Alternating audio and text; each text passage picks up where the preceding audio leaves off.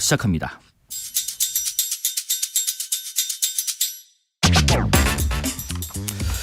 오늘 하루 가장 뜨거운 뉴스들만 골랐습니다. 뉴스레터 K 여야 정치 토크 원영섭 국민의힘 미디어 법률단장, 설주원 민주당 법률위 부위원장 스튜디오에 모셨습니다. 안녕하십니까? 네, 안녕하세요. 반갑습니다. 새해 복 많이 받으시고요. 네, 새해 복 많이 받으십시오. 고맙습니다. 네. 두 분 모두 저 변호사이시기도 하시니까 뭐 당 정치 얘기 또 법률적인 말씀도 차례차례 좀 나눠보겠습니다. 네. 자, 우선은 민주당이 오늘 이재명 민주당 대표의 흉기 피습 관련 비상의원총회를 열었습니다. 먼저 그 현장 발언 잠깐 듣고 이야기 이어가겠습니다. 민주당의 홍익표 원내대표입니다. 더불어민주당 전체 국회의원은 생각과 의견의 차이를 폭력과 혐오로 무너뜨리려는 이재명 대표에 대한 테러에 깊은 우려를 표명하며 비상의원총회를 통해 다음과 같이 뜻을 모았습니다. 첫째, 민주주의를 위협하고 자유로운 정치활동을 위축시키는 모든 종류의 폭력과 혐오에 반대합니다. 정치인을 표적으로 한 테러를 강력히 규탄하며 이재명 대표의 빠른 회복과 쾌유를 기원합니다.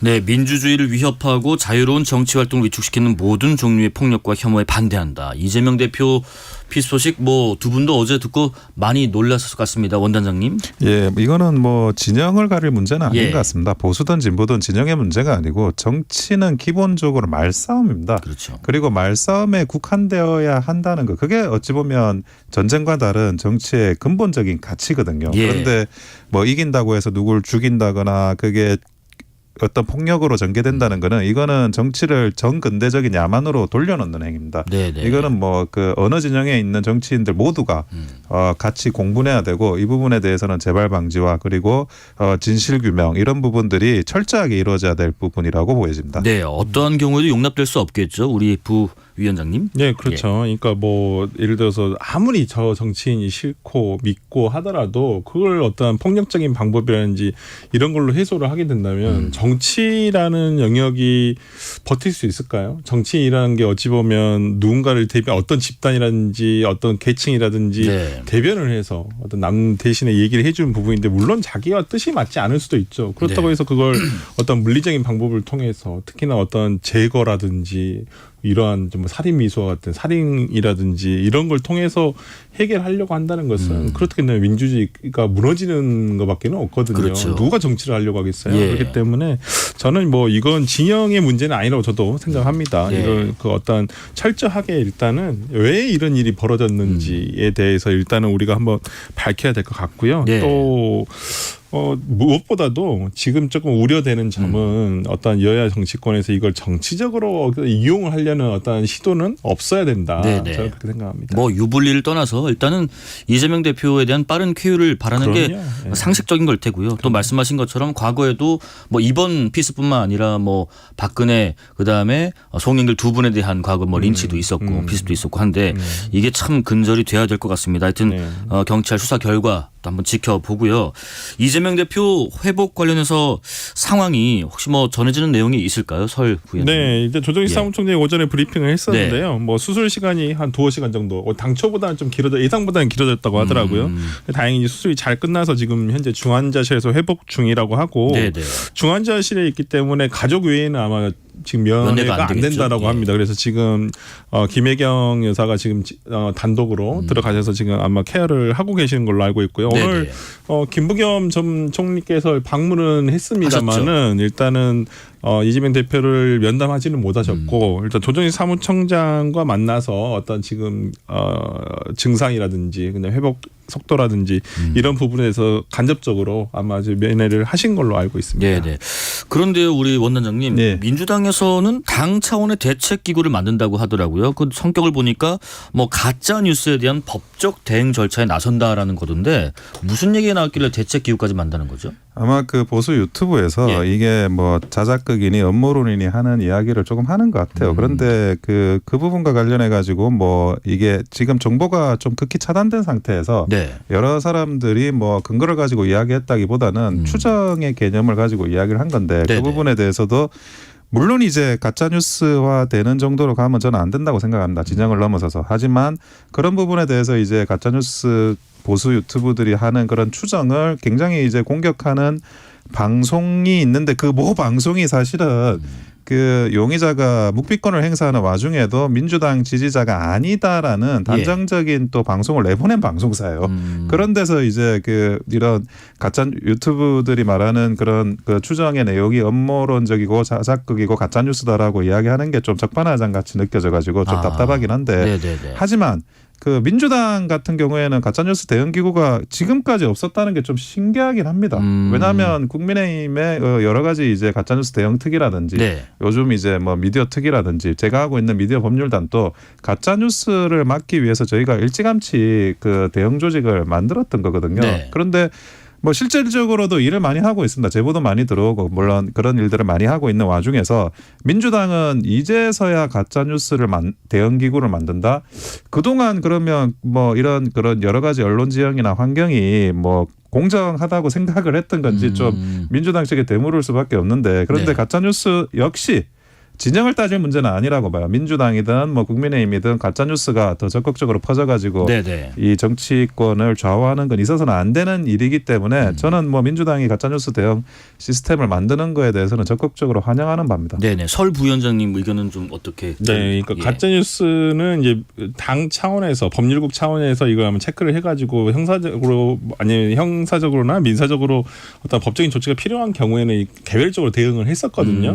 근데 이제 가짜뉴스 대응단이 있는 건 저도 알고 있어요. 국민의힘이 아마 지금 우리 원단장님이 그 관여를 하시는 걸로 저도 알고 있고 뭐 고소 고발도 하시는 걸로 알고 있는데 이 가짜뉴스가 최근에 들면 물론 이 사건에서의 가짜뉴스는 굉장히 심각합니다. 이게 뭐 정치적인 어떤 뭐 악용하기 위해서 어느 매체에서 하긴 하는데 그게 정확하지 않은 내용. 그러니까 제가 어제도 방송 이 사건 직후에 방송에서도 얘기를 했지만 신속한 수사가 이루어져서 공식적인 논평을 바탕으로 브리핑을 바탕으로 경찰 수사기관의 브리핑을 바탕으로만 우리가 얘기를 하는 것이 맞지 그 외에 어떤 내용도 공식적으로 확인되지 않은 내용을 어떤 사람이든 간에 어떤 발설을 한다거나 누설을 한다거나 그런 건 옳지 않은 방법이라고 보고요. 이제 이 사건과는 별도로 이제 가짜 뉴스가 최근에 이제 특히나 지금 국민의힘이라든지 정부 여당에서 가짜 뉴스에 대한 엄단을 얘기하고 있는데 이 가짜 뉴스라는 것이 어느 뭐 이게 그렇게 되는 거예요. 자기 진영에 불리한 뉴스를 가짜 뉴스로 몰아붙이는 경향도 있어요. 그러니까 이게 어떤 그 영역의 문제이긴 하고 판단한 기준의 문제이긴 합니다만은 가짜 뉴스라는 것이 어떤 언론 보도의 자유, 언론의 자유를 침해할 소지도 있거든요. 그렇기 때문에 어떤 지금까지 어떤 가짜 뉴스 대응팀이라 해서 민주당에서 아마 기구를 만들지는 않았고 개별적으로 아마 저는 이번 부분에서 당 법률국에서 대응을 했다는 것으로 저는 알고 있고 그래서 근데 이번에는 좀 너무 악의적이다. 진짜 가짜 뉴스 우리가 소위 말하는 허위의 그 뉴스들이 나오고 있는 부분이라서 이런 부분을 대응하기 위해서 지금 아마 TF를 만든다는 것 같습니다. 물론 뭐 아직 범행 동기가 구체적으로 나오진 않았습니다만은 해외 주요 언론들에서요 한국 사회 정치 양극화 심화가 이번 사건의 배경이다 이런 식의 소개 보도를 하던데 두 분의 의견 어떠세요, 원단장님? 아니 이게 그 뉴욕 타임즈하고 CNN이 이야기하는데 근데 내가 이것도 황당한 게 트럼프 전 대통령이 항상 CNN을 보고 뭐 가짜뉴스 생산지라고 이렇게 비난을 했었어요. 거기도 미국 같은 경우에도 굉장히 이게 양극화 현상이 일어나고 있거든요. 저는 이게 뭐 정치 양극화가 심화됐다. 그러면 정치 양극화는 왜 심화되느냐. 이게 그 뭐 유튜브든 트위터든 SNS가 굉장히 퍼져 있습니다. 그러니까 사람들이 의견을 적극적으로 표출을 하고 그리고 이제 정치인들도 적극적으로 표출을 해요. 그러니까 직접 민주주의에 점점 이렇게 근접해 나가고 있거든요. 과거에는 뭐 당대표가 대변인 통해서만 이야기하고 그랬다면 이제는 당대표가 그냥 트위터에 글 올리잖아요. 그리고 그 유튜브로 찍어가지고 바로 올리고 댓글 실시간으로 달고 그런 식으로 뉴미디어 환경이 변했기 때문에 이거를 뭐 더 격렬해지는 그런 이제 그 일체감들 각 정당과 진영에 대한 일체감이 커져서 저는 그런 현상이 일어났다고 생각을 해요. 그러니까 이걸 그러면 계속 이런 현상이 일어나는 게 맞는 거냐 하는 문제는 또 변론인 것 같아요. 그런데 이런 현상 자체를 마치 굉장히 병리적인 현상으로 이야기를 한다 그러면 그거는 오히려 해결책이 나올 수는 없고 저는 기본적으로 가짜뉴스 대응 체계가 각 당이 좀 그 체계적으로 갖추고 있다 그러면 아니 국민들이 정치적인 의사를 직접적으로 표명하고 거기에 대해서 의견을 내는 거 그거는 정치적인 인권의 한 장르예요. 그걸 가지고 뭐 그 정치인이 거기에 맞춰가지고 움직여야지 이거를 뭐 그 국민들이 뭐 하는 행동에 대해서 그게 옳다 그러다를 따지거나 뭐 그렇게 하는 거는 조금 네. 좀 주제가 넘는 상황이거든요. 그래서 뭐 양극화라기보다는 뉴미디어 환경에 적응하는 거 그게 이제 모든 그 세계 정치인들의 현황이 됐다. 예. 저는 그렇게 봅니다. 설 부위원장님 분석은 어떠신지? 네, 뭐 이것도 하나의 원인이 될 수는 있죠. 예. 근데 이것만을 원인으로 전 삼는 것은 좀 부족하다. 어떤 저는 이번 사건에 대한 수사가 이루어져서 어떤 좀 뭐 명명백백하게 네. 밝혀져야 되겠지만은 사회 현상으로서 이걸 원인을 돌려버리면 이 범행을 저지른 사람에 대한 정당화가 될 수도 있거든요. 꼭 그렇지만은 않다고 보고요. 예. 이 사람이 어떤 범행의 동기를 가지고 했는지에 대해서 그렇죠. 개인적인 것인지 또 어떤 원인으로 해서 그렇게 마음을 먹은 것인지에 대해서 철저하게 밝혀야죠. 근데 이것을 그냥 사회 병리적인 현상이라고 지레짐작해서 그걸 그 안에 포섭을 시켜버리면 오히려 이런 사람들에 대한 정당화가 될 수 있거든요. 갈등 정치에서 내가 이렇게 할 수밖에 없었다. 그럴 수 있죠. 네, 그렇기 때문에 저는 무슨 자객인 마냥. 네, 예. 그렇기 때문에 저는 오히려 그런 부분은 이렇게 이제 외신에서 이렇게 얘기는 하고 있습니다만은 뭐 내부 사정을 잘 모르는 외신일 수도 있고 아니면 이분들이 또 주재 기자가 있으니까 정확할 수도 있지만은 저는 이것만은 아니다라는 예. 생각이 들고 갑자기 아까 우리 원장님 얘기하셔서 생각이 드는 게 우리 한동훈 비대위원장은 SNS를 하시나요? 갑자기 궁금해져가지고 갑자기요? 못 본 것 같아가지고 아니, 페이스북 계정은 있는데 네. 글을 올리시거나 하시진 않더라고요. 잘 못 본 것 같아요. 아니 저도. 이제 비대위원장 이제 당 대표신데 이제 SNS를 하셔야 되지 않나요? 이제 뭐 당 차원에서 예. 공적인 SNS가 예. 이루어지지 않을까 뭐, 싶습니다. 갑자기 궁금해졌어요. 뭐죠 뭐 바쁘시니까 이거저것 하시나 보겠죠. 뭐. 예. 경찰이 그러면은 예. 이 대표를 흉기로 피습한 이 남성에 대해서 지금 자택과 직장 압수수색을 했고요. 구속영장도 신청한다죠. 살인미수 혐의가 적용될 것 같은데 법적으로는 어떤 수준까지 처벌을 받게 될지요. 원래 이게 형법 250조인데요. 사형 무기 그리고 5년 이상입니다. 근데 미수니까 감경할 수 있거든요. 감경하면 이제 형량을 절반 정도 깎는데 그러면 2년 6개월 이상 그러면 한이 2년 6개월 정도라고 볼 수는 있습니다. 근데 지금 그 법적으로는 살인미수 혐의가 여러 가지 정황상으로는 명백해 보여요. 네. 고의를 가지고. 그러다가 이제 이와 관련해 가지고 과연 이분이 단독 범행을 한 거냐 아니면 다른 배우가 있느냐 이런 거는 더 철저하게 또 조사가 돼야 될 부분이 있고 이분이 단독 범행이 아니다 그러면 그거는 이제 뭐 집단 간의 어떤 뭐 범죄라든지 이런 게 법률 적용이 달라질 것 네네. 같아요. 근데 우리가 그 정치인 테러가 일어날 때마다 뭐 그 개인의 문제 그리고 이제 그 개인이 어떤 그 이상한 사람인 것처럼 해가지고 하는데 만약에 배우가 있어서 누굴 활용해 가지고 이런 테러를 한다 그러면 정말 그 개인이 이상한 사람인 것처럼 꾸며서 할 것 같아요. 뭐 예. 케네디 대통령 암살범도 결국에는 그 배우가 드러나진 않았잖아요. 네네네. 그 혼자의 문제다라고 이야기를 하는데 그 배우가 누구냐라고 무슨 영화에서도 문학에서도 계속 이제 나오는데 그냥 단순히 이제 뭐 저도 단독 범행으로 보이긴 해요. 제가 뭐 수사를 한 건 아니지만 네. 그냥 언론에서 나오는 걸로만 봐서는 하지만 이게 다른 배우가 있을 가능성은 0.1%라도 있다 그러면 반드시 철저하게 수사해서 발본색은 해야죠. 분이라고 생각을 예, 하고 예. 있습니다. 그리고 당에서도 이 부상 정도가 그 경하지 않다 보니까 열상이라고 하지 말고 자상이라고 표현해 달라고 요청할 정도로 상당히 목 부분에 깊게 아주 그 사고를 당하셨던데 비슷하게 처벌 수위는 될 거다고 생각하세요? 그러니까 지난번 박근혜 전 대통령이 유세 과정에서 선거 유세 과정에서 어떤 지모 씨로부터 어떤 이 상해를 입었을 때 당시에는 폭처법상 특수 상해로 아마 처벌을 받았을 거예요. 맞아요. 이분이. 근데 당시에 10년을 형을 선고를 받았거든요. 살인미수가 아니라 특수상해인데도 10년. 네, 예. 근데 이번에는 아마 살인의 고의를 가지고 한 것이기 때문에 특히나 그 뭐 예를 들어 우발적인 경우, 그 다음에 고의성의 어떤 경중 이런 것들을 따져서 아마 형량 양형을 정하게 될 텐데 네. 뭐 아직까지 재판까지는 조금 시간이 걸리겠습니다만은 저는 굉장히 중형의 예상, 10년 이상의 아마 중형이 예상되지 않을까라는 네. 생각을 해봅니다. 상당히 치명상을 입을 수 있는 목 부분으로 공격을 했고요. 또 무슨 도구를 만들었다 그럼요. 가공했다는 얘기도 있고 그다음에 며칠 동안 뭐 이재명 대표 행사에 같이 갔다라는 정황도 한번 지켜볼 만한 대목 같아서 네. 경찰 수사를 한번 지켜보고 앞으로 처벌 수위 어떻게 될지 봐야 될 것 같은데 네. 또 하나가요. 지금 경찰이 피의자의 당적 확인에 대해서 공식 확인을 요청했다고 민주당이 밝혔는데 당적이 어디냐 이것도 지금 중요한 포인트인가요? 아니 지금 이제 그 누가 이 그 정치적인 목적을 가지고 네. 했느냐에 네. 대해서 이게 더 많은 음모론 같은 게 만들어질 수 있는 계기거든요. 그래서 이게 그러지 말고 그냥 좀 확인을 서로 정당끼리 해줘가지고 네네. 뭐 오히려 그 확인을 안 해주고 모호해질 때 음모론이 더 힘을 받게 됩니다. 네네네. 그러니까 정확하게 알면 일단은 그 정확하게 밝혀진 사실 근거로만 움직이는데 밝혀지지 않으면 자기 마음대로 상상력을 또 발휘하시는 거예요. 네. 각자가. 그런데 지금 방금 이제 그 국민의힘에서는 발표를 했어요. 네. 국민의힘의 당적을 가지고 있지 않다라고 확인을 했거든요.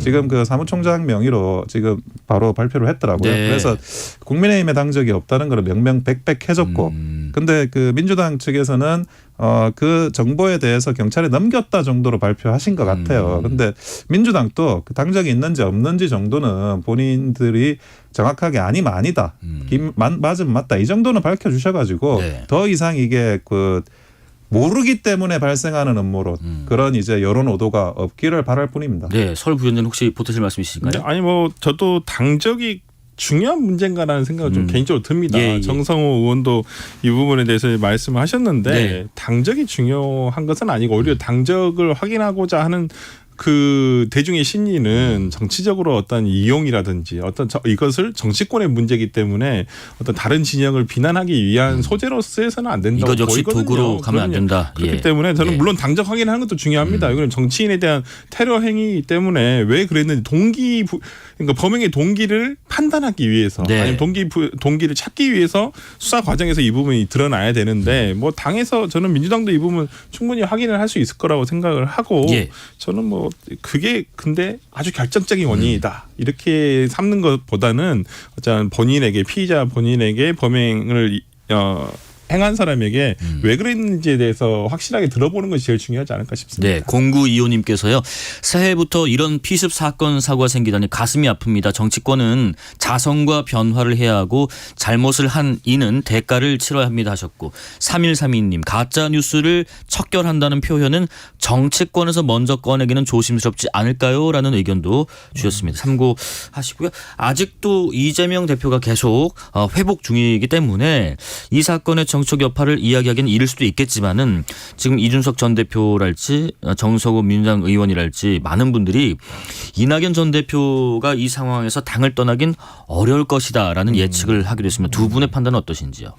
저는 뭐 이낙연 대표가 갈 방향은 이미 정해졌어요. 예. 그리고 그 전에 세레모니를 사실 해야 되거든요. 명분 축적 과정이 필요한데 그 전에 뭐 남한산성 가가지고 행주산성이죠. 예, 예. 행주산성 가가지고 이미 뭐 그런 세레모니도 하셨고 이재명 대표 만나가지고 서로 갈 길을 가자 하셨고 그리고 실무진이 제가 알고 있기로 꽤 작업을 진행한 걸로 알고 있어요. 그러니까 이낙연 대표는 더 이상 뭐 자기가 그 명분을 쌓을 필요는 없어요. 네. 명분 쌓는 과정이 끝났기 때문에 실무를 진행만 하면 됩니다. 그렇기 때문에 이낙연 대표가 뭐 창당하는 과정에서 지금 이제 그 이재명 대표가 생기고 있는 이런 비슷 사건에 대해서 영향을 받지 않는다. 다만 이낙연 대표 신당이라는 건 기본적으로 이재명 대표를 반대하는 차원에서 만들어지는 신당이잖아요. 네. 그렇기 때문에 지금 수면 아래서 이재명 대표를 공격하기에는 이제 명분이 좀 약한 거예요. 그러니까 그런 수면 위의 공격 이것만 없을 뿐이지 이미 수면 아래서는 굉장히 진행을 하고 있고 여기에서는 뭐 서로 결국에는 돌이킬 수 없는 길을 이미 선택을 한 거고 제가 볼 때는 뭐 이낙연 신당이 장애가 생기진 않을 것 같아요. 오히려 저는 수면 아래서 열심히 만들 수 있는 그런 실리적인 실익이 더 생기지 않았나. 네. 저는 그렇게 보는 편입니다. 설전 부위원장님 만약에 의견이 비슷하시다면 여기에 보태서 원칙과 상식 분들도 같이 탈당 선언까지 이어지게 될지도 궁금해요. 제가 어제 만났는데요. 네. 뭐 탈당하지 않고 그다음에 이낙연 신당과 시작을 같이 하지는 않을 것이다. 아 그렇습니까? 네. 그 네 분 중에 한 분을 만나셨어요? 네 분 다 같이. 예. 네, 다 만났기 때문에 이게 이런 거 얘기해도 되는지 모르겠지만 이미 하셨습니다. 뭐 탈당을 하시지는 않을 것 예, 같다라고 예. 분명히 선을 그었고요. 그다음에 이낙연 신당 좀 뭐 우연찮게도 아까 점심을 같이 거의 실무자분하고도 먹었었는데 준비가 뭐 거의 착착되고 있다고 네, 하나요? 뭐 이미 시작을 했고 저는 원단장님 판단이 맞지 않나 싶고요. 네. 그다음에 아무래도 근데 이제 그 지금 이재명 대표께서 아무래도 그 지금 병중에 있기 때문에 뭐 이때 이것을 뭐 명시적으로 어떤 출발하겠다는 세레머니를 하거나 이러지는 못하실 거겠지만은 네네. 실무적인 차원에서는 뭐 중단에 대한 얘기는 아직 없는 것 같고요. 아직 뭐 이 사건이 일어난 지 이제 얼마 되지 않았기 때문에 뭐 당장 어떤 변화가 있을 것 같지는 않습니다만은 그래도 상당히 이낙연 전 총리께서도 상당히 고민은 되실 것 같아요. 이 부분과 관련해 가지고 어떤 명분이 안 그래도 이제 조금 부족하다라는 어떤 평가는 있었기 때문에 그러한 부분에 있어서 앞으로 그래도 최소한 뭐 일주일 정도는 조금 딜레이가 되지 않을까라는 생각이 좀 듭니다. 신현영 의원 같은 경우는 그런 얘기를 또 하더라고요. 이번 사건을 당을 봉합하는 계기로 만들었으면 좋겠다 하던데 뭐 이 대표께서 이제 좀 회복이 되시면 비명계에게 좀 손을 내밀고 통합의 메시지를 내면 좋겠다 이런 이야기일 텐데 이게 좀 가능할지요? 뭐 저는 뭐 충분히 뭐 이런 어찌 보면 이제 이재명 대표 개인에게 굉장히 불행한 사건이고 네. 큰일 날 뻔한 사건이지만 정치적으로 이걸 또 어떻게 풀어내는 것도 저는 또 대표의 역량이라고 저는 보거든요. 뭐 그런 의미에서 신영 의원께서 얘기하듯이 어떤 뭐 좋은 계기가 될 수도 충분히 있다고 보고요. 예. 하지만 먼저 이 양측의 좀 대화가 이루어졌다라는 생각이 좀 듭니다. 그러니까 이제까지 이재명 대표 측에서는 제가 봤을 때는 원칙과 상식에서 어떠한 뭐 질문은 물론 요구가 있었습니다만은 그게 뭐 퇴진하라라는 요구는 상당히 과한 건 사실이죠. 이재명 네. 대표 측에서도 그걸 수용하기 어렵다는 것도 알고 있을 것이고요. 근데 어떤 액션이라든지 어떤 반응이 있어야 되는데 그런 내용이 없었다는 점에서 일단은 저는 먼저 건강을 빨리 회복하셔서 네. 저는 대표 직무에 복귀하신 다음에 이 부분을 천천히 좀 그래도 해결해야 되시지 않을까라는 네. 생각을 해봅니다. 두 번째 소식입니다. 허은하 국민의힘 의원이 오늘 탈당을 선언했습니다. 그 현장 소리도 듣고 이야기 이어가겠습니다. 저는 오늘 국민의힘을 떠납니다. 용산의 국정운영 기조와 불통이 문제이고 느닷없는 이념 집착이 문제이고 검사 일색의 인사가 문제이고 거기에 더해 대통령 가족의 처신이 문제라는 점을 지적하지 못합니다.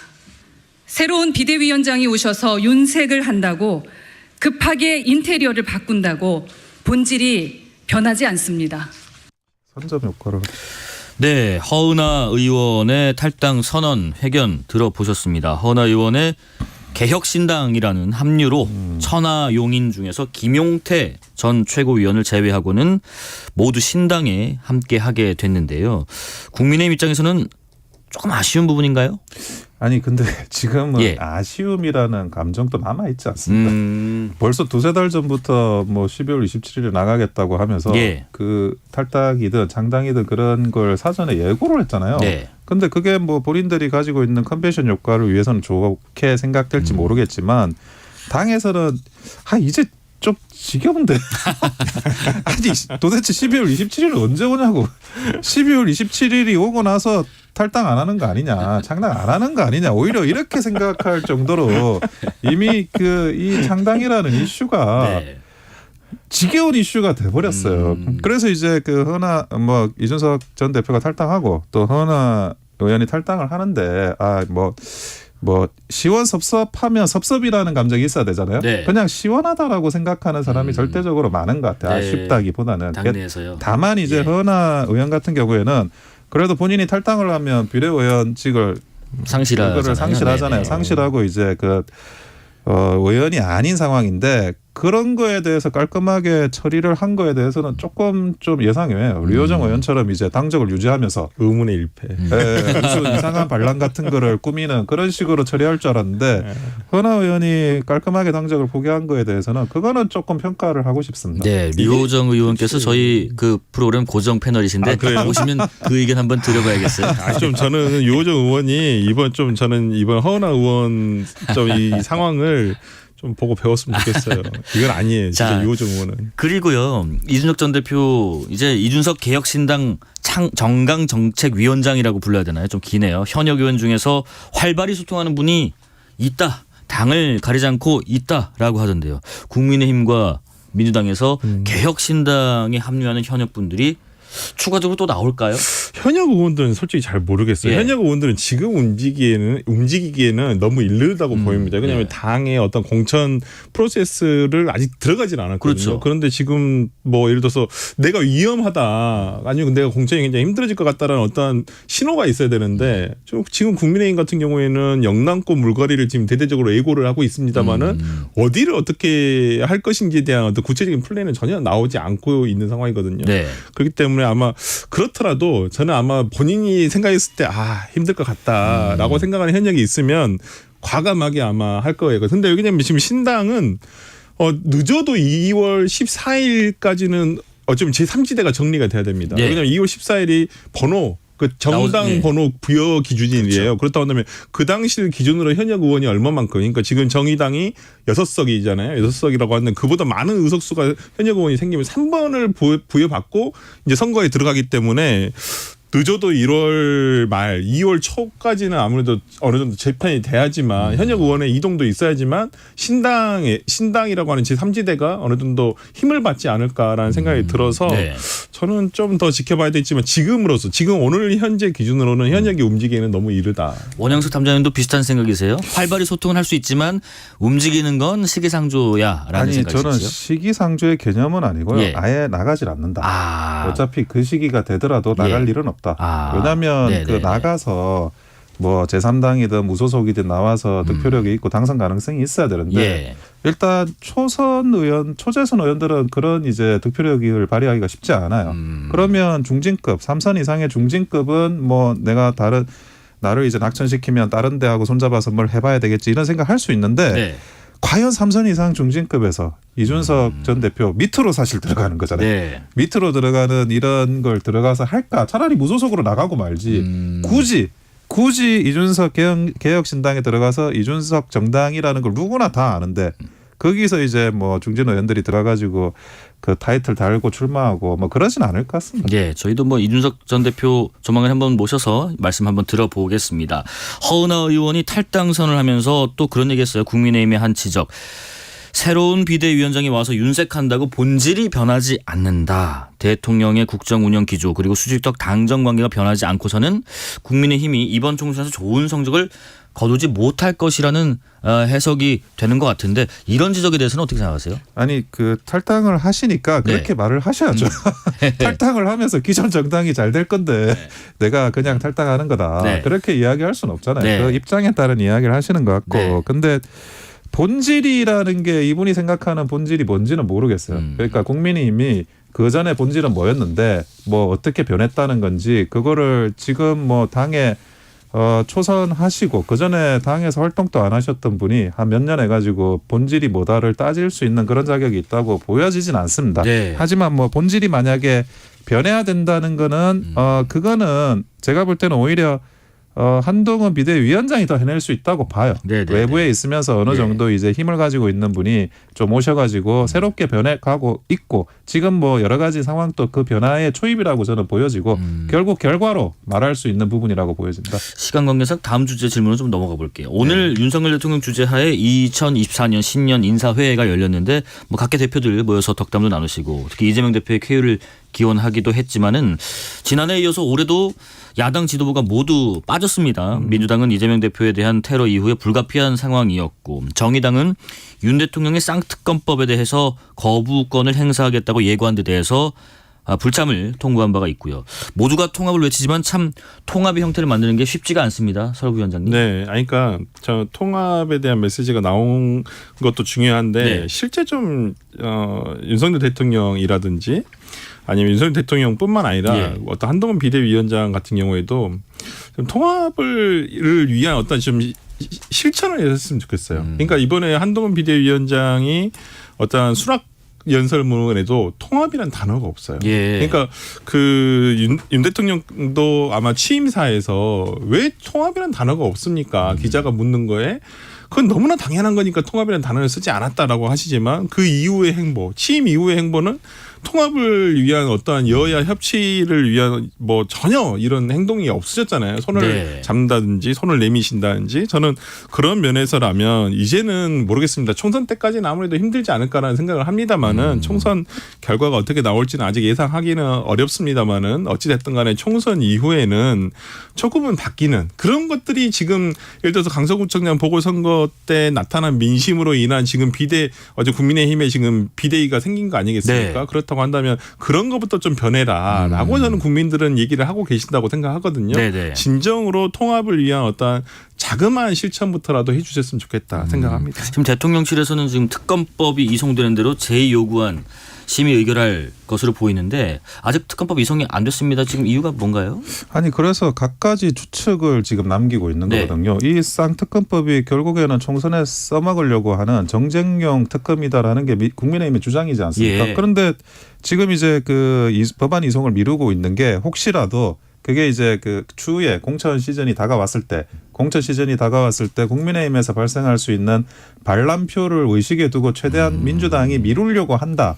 이런 이제 소문이 있는데 그게 네. 사실 부합하는 법안 이송의 지연이에요. 그러니까 빨리 할 거면 빨리 하고 그리고 아닐 거면 폐기를 해야 될 것이지 그게 아니라 그러면 만들어 놓고 네. 그 제2 요구가 그 조금 그 늦은 시점에 이루어질 수 있도록 이렇게 법안 이송을 결과적으로 미루고 있는 거는 그거는 정쟁용 법안이 정확하게 정쟁용 법안이 될 수 있도록 환경을 조성해 주는 거에 불과하다고 보는 겁니다. 네. 최대한 빨리 법안 이송하고 그리고 이제 그 3분의 2 그 재의결이요? 거부권 재의결에 대한 것도 뭐 정확하게 뭐 가치가 있는 건지에 대한 심판을 또 냉정하게 받는 게 네. 결국 국회의 올바른 태도가 아닌가 그렇게 보여집니다. 그 홍익표 원내대표께서요 그런 얘기하셨습니다. 쌍특검법 관련해서 거부권을 행사하면 모든 법적 조치를 검토하게 되는데 이게 실제로 가능한 조치가 뭐가 있을지. 그러니까 오늘 비상 최고회의에서 예. 아마 그 권한쟁의 심판 한번 해보겠다 네. 얘기를 하셨고 그다음에 서영교 최고 같은 경우에는 뭐 이해충돌 방지법이나 직권남용에 해당하는 거 아니겠느냐라고 이제 일단 주장을 하셨었던 것 같아요. 논평을 내셨던 것 같은데. 네. 그러니까 권한쟁의 심판 이런 경우가 없어가지고 이게 권한쟁의 심판의 대상이 되는지 여부는 이제 좀 한번 법적인 검토를 한번 해보고 당내에서도 아마 이건 검토를 아마 해볼 것으로 생각을 합니다만은 네네. 저는 어찌 보면 이게 꼭 법적인 조치를 취하겠다라기보다는 어떤 정치적 압박을 하기 위한 거부권을 행사하시지 말아라라고 하는 저는 어떤 그런 저는 표현으로 보고 싶고요. 예. 그러니까 이러한 것 저도 이제 개인적으로는 윤 대통령께서 거부권을 행사하지 않으셨으면 좋겠다라고 생각을 하고 네. 이게 또 정말 조금 아쉬웠던 것은 대통령실에서 오히려 이 법안이 통과되자마자 네. 아직 이송도 안 됐어요. 이송도 그러니까 이재명 대표가 아마 어저께 그런 테러가 없었으면 아마 연초에 이번 주에 아마 송부를 했을 것 같은데 송부도 되기 전에 즉각 거부할 것이다라고 그냥 입장을 발표한 것은 너무 국회를 무시하는 건 아닌가. 최소한 그냥 심사숙고해 보겠다라는 표현조차도 부족한가. 네. 그렇게 할 수가 없었나라는 생각이 좀 들어서요. 예. 조금 아쉬웠습니다. 원단장님께도 그 같은 질문을 좀 여쭤보면서 좀 짧게 마무리를 좀 부탁드릴게요. 어쨌든 대통령의 고유 권한이기도 하지 않습니까? 이 제2요구권이라는 것이. 예. 근데 제2요구라는 거는 이제 빨리 판단을 해서 뭐 받을지 안 받을지를 판단하는 게 받을지 안 받을지의 논쟁은 없애버리는 거예요. 예, 거부권 행사하신다는 거 빨리 그 의사 표현한 거는 불필요한 논쟁을 만들지 않았다는 점에서는 저는 괜찮다고 보여집니다. 네. 자, 여기까지 말씀드리겠습니다. 원영섭 국민의힘 미디어 법률 단장, 설주환 민주당 법률위 부위원장이었습니다. 고맙습니다. 네, 예, 감사합니다. 감사합니다. 실시간 교통정보 알아보겠습니다. 교통정보센터 김민